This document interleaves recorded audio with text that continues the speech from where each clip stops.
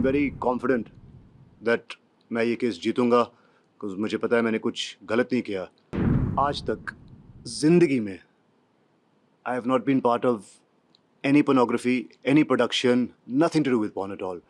These were A-rated films, yes, but they were not pornographic at all. You can't make me the kingpin of 13 apps, जबकि I'm only involved with one of them. ये एक vendetta है, एक known enemy है जिसने try किया था ये पूरा गेम बनाने का। It's so unfair that controversy मेरी है और आप मेरी वाइफ का नाम इन्वॉल्व कर रहे हो। क्यों? क्योंकि आपको एक क्लिक बेट मिलता है कि शिल्पा शेट्टी का पति डालेंगे तो ज़्यादा आपको व्यूज़ मिलेंगे। जो मुझे जानता है उसको पता है that Raj is a family man. मेरा फैमिली के आउटसाइड में मेरा बहुत ही छोटा एक फ्रेंड सर्कल है।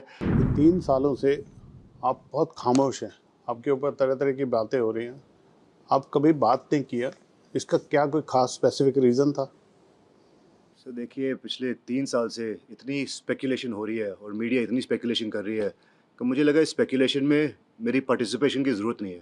बिकॉज मैं कुछ बोलता था, मीडिया कुछ उठाती थी, तो I realise sometimes silence is bliss.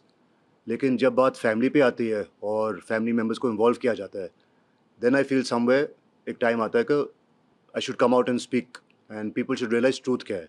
Because कई बार मुझे ऐसे लगता है कि मैं चुप रहा हूँ तो पीपल हैव मिसकंस्ट्रूड कि ये साइलेंस, ये चुप है, कुछ बोल नहीं रहा, तो is there any truth to the facts. और अलग से I have full faith in the judiciary. लड़ रहे हैं कोर्ट में, डिस्चार्ज के लिए लड़ रहे हैं। पिछले 3 साल से शायद जो 13 लोग एक चार्जशीट पे हैं उनमें से मैं एक अकेला हूँ जो बोल रहा हूँ कि ये केस को जल्दी नतीजे तक पहुँचा जाए। गिल्टी है तो चार्जस, नहीं गिल्टी तो एक डिस्चार्ज मिलना चाहिए।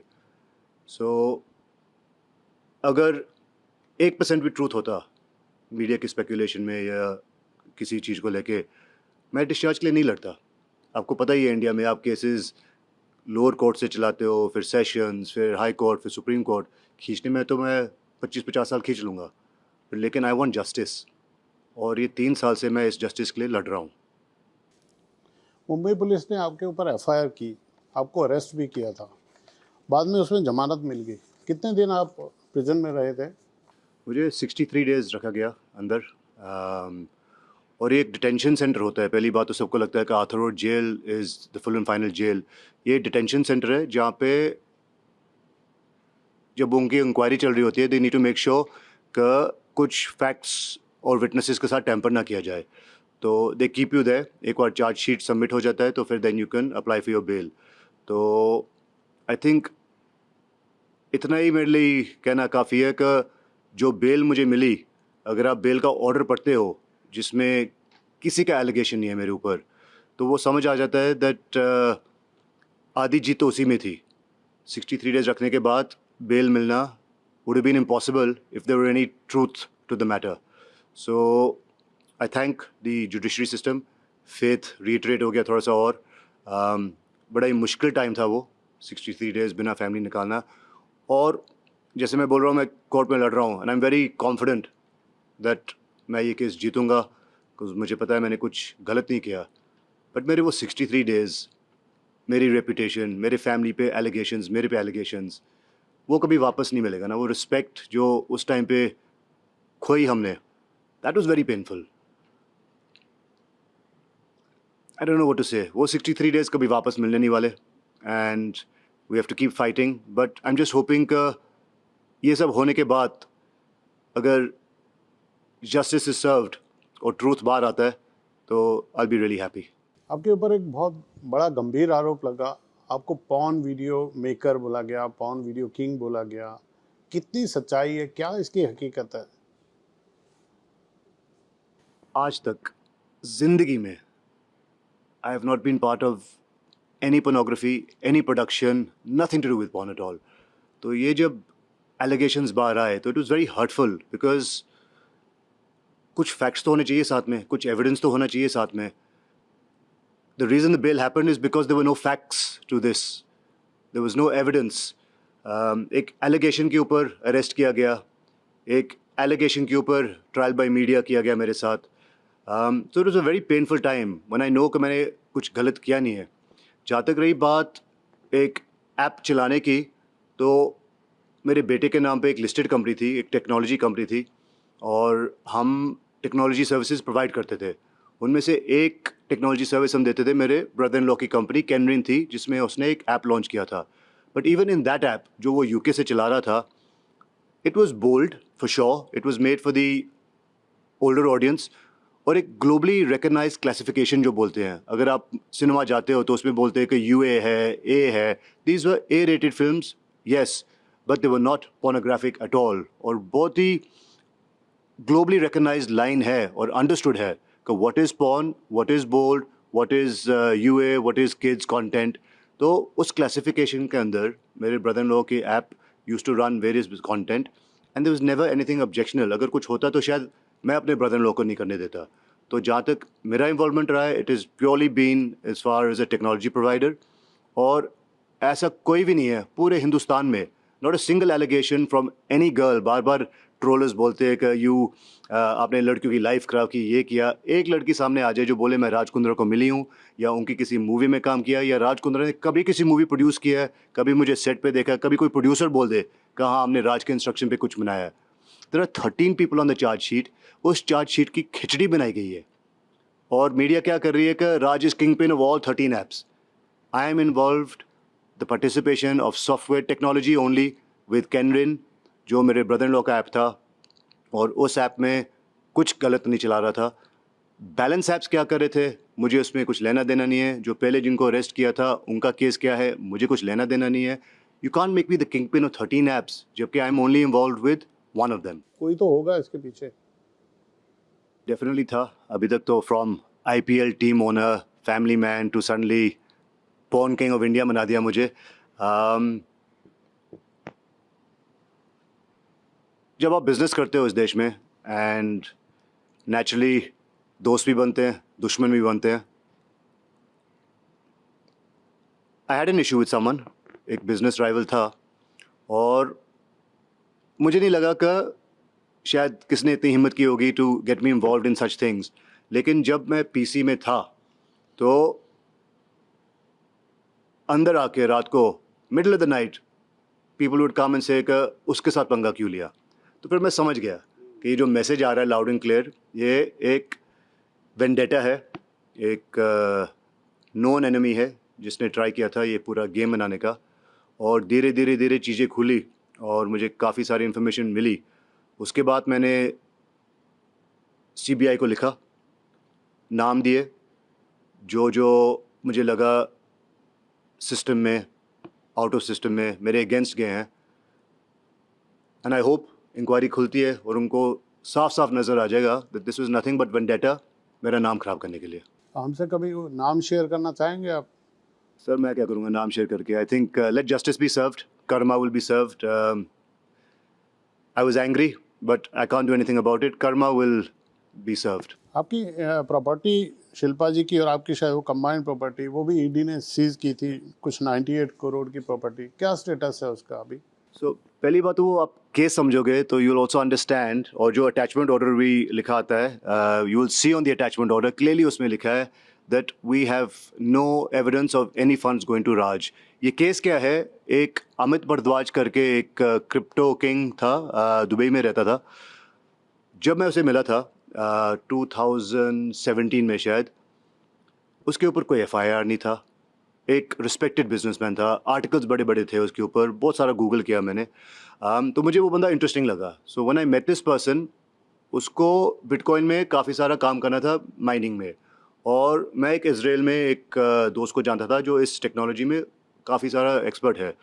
तो मैंने जब दोनों को मिलाया, अमित को ये बंदा बहुत समझ आया कि भाई टेक्नोलॉजी में ये है अच्छा और मैं इसके साथ करना चाहता हूँ. तो ही अग्रीड का मैं एक $5 मिलियन इन्वेस्ट करूँगा जिसमें $1 मिलियन साइनिंग होगी. और मेरा इसमें था कि अगर ये डील सक्सेसफुल हो जाती है तो 20% मेरा एक स्वेट इक्विटी था इंट्रोड्यूस करने का. Now remember this, British citizen, Dubai में मिला हूँ एक NRI से, इजरायली पार्टी. तो पहली बात तो मुझे समझ ही नहीं आई कि ED का इन्वॉल्वमेंट कहाँ से आया इसमें. उसके बाद quantum of money received not to me directly, to the introduction was $1 million. $1 million वो रेट पकड़ लो, आज का रेट पकड़ लो, 7 करोड़ से ऊपर का केस नहीं बनता। अगर कोई केस भी बनता है, उन्होंने पकड़ लिया बिटकॉइन वैल्यू। बिटकॉइन तो एक रिकग्नाइज करेंसी भी नहीं है पहली बात, और डील हुई है पेपर में $1 मिलियन की, वो अभी क्रिप्टो में भेजे, गोल्ड में भेजे, सिल्वर में भेजे, ये सारी चीज़ें हम लोग कोर्ट में लड़ेंगे, so it's not a problem. I went as a witness, मुझे बुलाया गया 6 साल बाद, सॉरी 6 साल पहले, दैट अमित भारद्वाज के साथ आपकी कोई डीलिंग थी, बता दो। 6 बार गया हूँ सर, 6 बार जाके every summons I have been there, I have given them all the facts, और मुझे बोला गया 2018 में का आप विटनेस हो, थैंक यू, आपने सारी इन्फॉर्मेशन दी है, बस। कट टू 2024 में, without intimation, all my properties are attached, और ये बात मुझे समझ नहीं आई। And then when I went again, वापस मुझे बुलाया, अगेन सेम चीज़, 6 साल पहले पूछी, वही चीज़ सेम अभी पूछी। एंड हम लोग क्या कर सकते हैं, अभी अटैच्ड प्रॉपर्टी है, we have to go via the legal system. इसमें हाई कोर्ट का भी एक रिलीफ मिला, they try to do their own evictions and everything, so high court it reiterated my faith कि लीगल सिस्टम एक justice है, यहाँ पे जस्टिस मिल जाती है। And clearly they said that इसको आप पहले कोर्ट में लड़ो, प्रूव करो जो आप चीज़ें, एलिगेशन जो आप डाल रहे हो। सर, किसी के चेहरे पे नहीं लिखा जब आप किसी को मिलते हो कि फ्यूचर में जाके वो कुछ करने वाला है, कोई पॉन्जी स्कैम करेगा, इतने लोगों को लूटेगा। सो एक किसी को इंट्रोडक्शन देना और मुझे इसमें इन्वॉल्व करना का वो प्रोसीजर ऑफ क्राइम था। भाई उसने अगर कुछ किया है सालों बाद, मैं कोई जोशी नहीं हूँ, आई कांट से कि अरे ये बंदा आज अच्छा है बट 2-3 साल बाद क्राइम करेगा। The day I dealt with him, उस बंदे के ऊपर कोई FIR नहीं था, क्लीन चिट था, और मैंने सिर्फ एक इंट्रोडक्शन दी है उसको, और वो इंट्रोडक्शन इतनी महंगी पड़ गई है दैट बिना मतलब my properties are attached. But again I have full faith in the judiciary, I know we will fight this in court, और हम जीतेंगे इसको। ये आरोप लगता है जब एजेंसी आपको पूछताछ के लिए बुलाती हैं, समटाइम आप जाते हो, आप सहयोग करते हो, या आप मेडिकल देते हो, या आप एक्सक्यूजेज लेते हो, ऐसी भी बातें कही जाती है आपके साथ? मेरे ख्याल से अभी कभी ऐसे हुआ नहीं है कि मुझे एजेंसी ने बुलाया और मैं गया नहीं हूँ। 3 साल पहले जब सारे मुद्दे खुले थे तो उस टाइम पे I was there every time, जब भी मुझे एक समन्स करके उन्होंने बुलाया। अभी भी जब ये बीच में एक ED का वापस खुला, पहले वो घर पे आए, क्वेश्चनिंग हुई, उन्होंने बोला था एक समझ दे रहे हैं आपको, क्योंकि आपको यहाँ आके भी अपना स्टेटमेंट देना पड़ेगा अंडर डिफरेंट सेक्शन। तो I said absolutely no issue. उन्हीं दिनों में मेरा एक क्रिकेट टूर्नामेंट चल रहा था लाइव ऑन टीवी, जहाँ पे आपको नज़र भी आएगा कि मैं बॉलिंग कर रहा था और मेरे लेग में कुछ एक इंजरी आ गई और ACL मेरा डैमेज हो गया। तो I went to hospital, MRI कराया, उसमें जेन्युइन था कि आपको 5-6 दिन का रेस्ट चाहिए। तो उस बेसिस पे मैंने सिर्फ एक डेट मिस की कि सर आप मुझे एक डेट दे दो, और बाकायदा उनको एक ईमेल भेज के उनकी परमिशन लेके कि I will be available on the next date you call me, और जो डेट पे बुलाया उसके बाद मैं गया और अपना स्टेटमेंट रिकॉर्ड किया, एंड दैट्स इट। तो वो कहना गलत होगा दैट मुझे कोई एजेंसी बुलाती है और मैं जाता नहीं हूँ। I have supported them every time because I have full faith in the truth. मुझे पता है मैंने कुछ गलत नहीं किया, तो मैं क्यों छुपूँ, मैं क्यों भागूँ किसी एजेंसी से। ये सारी चीज़ों में जब शिल्पा जी का नाम आता है, जब आपकी कोई न्यूज़ आती है और शिल्पा शेट्टी जी का नाम उसमें साथ में, शिल्पा के पति, शिल्पा की बड़ी बड़ी हेडलाइन चलती है, वो टाइम पे आप उस चीज़ को कैसे डील करते हो, या आपको क्या कहना है मीडिया को, अगर आपने अपने हिसाब से कोई? सी शिल्पा ने अपना इतना बड़ा नाम कमाया, यहाँ पे इतनी मेहनत की इतनी लाइफ में यहाँ पे इंडिया में, it's so unfair that controversy मेरी है और आप मेरी वाइफ का नाम इन्वॉल्व कर रहे हो। क्यों? क्योंकि आपको एक क्लिक बेट मिलता है कि शिल्पा शेट्टी का पति डालेंगे तो ज़्यादा आपको व्यूज़ मिलेंगे, ज़्यादा वायरल होगी वो चीज़ को। बट आप अगले की रेपुटेशन क्यों ख़राब कर रहे हो? उनका ना लेना ना देना किसी चीज़ से, आप उनका नाम बीच में डाल के उनकी रेपुटेशन क्यों ख़राब कर रहे हो? या तो हो उनका कुछ जेन्युइन इन्वॉल्वमेंट है या कुछ है, but just because I am a husband आप मेरे ऊपर आ सकते हो ना। 15 साल से हूँ यहाँ पे, from an IPL team owner to you know businessman that's done many verticals, बहुत सारे इन्वेस्टमेंट्स किए हैं मैंने इंडिया में। तो मुझे नहीं लगता शायद that I am not known. तो बिना मतलब शिल्पा शेट्टी का पति नाम डाल के अपने व्यूज़ बढ़ाने के लिए, I think it's very wrong to bring in a person and try spoiling their reputation, their work. तो मुझे तो बड़ा गलत लगता है, और इसलिए मैंने हाल ही में भी बोला था कि आपको कुछ बोलना है आप मेरे बारे बोलो, but don't get on to my family unnecessarily.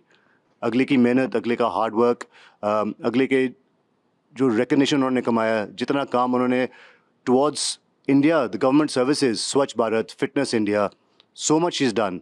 You can't take that away from someone just by adding her name to one of my controversies. वो बड़ा ही अनफेयर लगा मुझे। तो इसलिए मैंने एक स्टेटमेंट दी थी रिसेंटली। तो फेस किसी भी इंसान का गुड बैड सब तरह के फेस आते हैं। फैमिली इंसान की वीकनेस भी होती है और स्ट्रेंथ भी होती है। घर में जाने के बाद आपको क्या, वो लोग भी कोई आपसे क्वेश्चन करते थे जब इतनी न्यूज़ चल रही होती है, तो ऐसा कुछ? Naturally sir, I mean media is a very powerful tool and आप टीवी के सामने बैठे रहोगे, कई बार तो ऐसे हो चुका कि मैं टीवी के सामने बैठा हूँ, मेरा ही कुछ कंट्रोवर्सी आ रही है and I started believing it my self. तो अगर मैं खुद बिलीव कर रहा हूँ टीवी देख के, तो इमेजिन मेरे family, my wife, my mother in law, baseless allegations, not factual, आप बार बार उस चीज़ को दोहरा रहे हो और एक क्वेश्चन मार्क डाल देते हो। पब्लिक को नहीं पता वो क्वेश्चन मार्क क्या चीज़ है, बट आपने अपने आप को सेव कर लिया, लेकिन वो क्वेश्चन मार्क के चक्कर में वीव लॉस्ट आवर रेपुटेशन। तो it is disturbing. Luckily my wife is been very supportive. वो जानती है मुझे, शी नोज़ का राज क्या कर सकता है, क्या नहीं कर सकता। She is been very supportive और बिल्कुल मेरे साथ खड़ी रही है।